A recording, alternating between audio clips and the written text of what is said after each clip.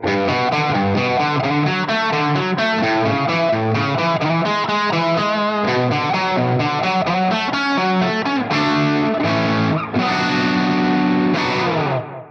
friends, it's Mike at Guitar Tricks. In this video, I'd like to talk about an arpeggio pattern shape that's really simple to learn, memorize, and play it all over the neck, coming up with lots of different applications and musical ideas. Before we get started, make sure to subscribe to the channel and ring that notification bell. And while you're at it, hit that like button. It would really help out. Now, back to the lesson. So let's talk about the basic types of chords we can have, a major chord or a minor chord, and what the formula is for those. I'm going to start with C major, okay? I'm going to start with the C note, 3rd fret of the A string. And in order to make a C major chord, we need to have the root, 3rd, and 5th. And specifically, the 3rd in a major chord is going to be a major 3rd. What that means is the 3rd is going to be from the C major scale, 3rd note in that scale. So if we play the scale, we just need to count and come up with what notes make up the chord. So there's a C note, that's my root, 3rd fret of the A string. Next note's D, which is the 2nd, and then the 3rd is the E, 2nd fret of the D string. Okay. From there we go to the 4th note in the scale, which is F, 3rd fret of the D string, and then G is the 5th note in the scale. That is on the 5th fret of the D string. Okay, so root, 3rd, 5th, in this case is C, E, G. Now look at this cool pattern you've got.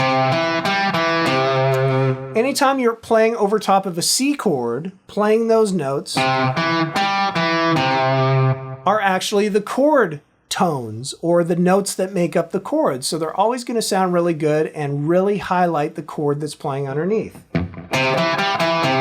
So any way to play this shape is going to sound really good over top of that chord. And a lot of people use this in a lot of different spots on the fretboard.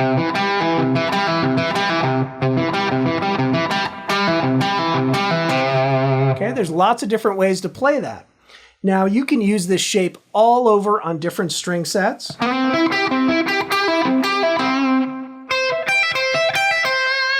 Okay, but you have to watch out for the G and B string because that pattern's going to look a little different because the B string is tuned flat. So here,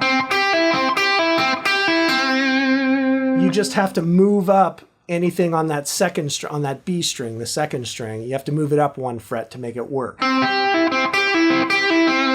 But everywhere else on the fretboard, it's that same pattern. All right, now let's have a look at minor, okay? In order to get a minor chord, all you have to do is drop the 3rd down 1/2 step. So if I take that pattern, instead of playing, right, 1 fret down on the next string, I bring it 2 frets down on the next string. The 5th is still in the same spot. Now you've got a similar shape, but now you can play it over a minor chord. Okay,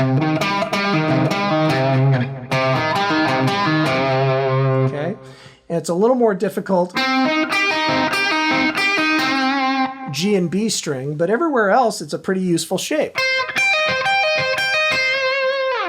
Okay, so lots of famous songs, even famous solos even, have used this idea to highlight the chord progression underneath. I'll give you an example of something that you might play over a chord progression, say A minor to G to F.